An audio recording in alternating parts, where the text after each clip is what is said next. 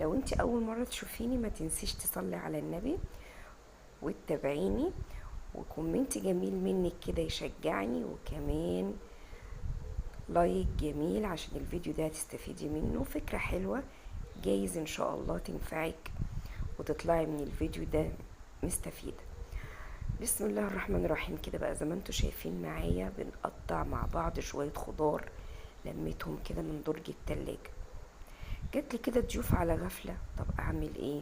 وانا بصراحة ما كنتش عاملة حسابي في اليوم ده، قلت هلم اللي في التلاجة بقى الاكل البايت. طب جاتلي ناس، هعمل ايه؟ لازم اعمل اي حاجة كده يعني فريش كده طازة.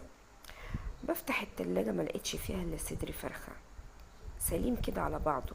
هو ما شاء الله صدر حلو كده كبير، بس يعني اعمله مش هيكفي. طب اعمل ايه؟ اقطعه شرايح؟ طب اعمله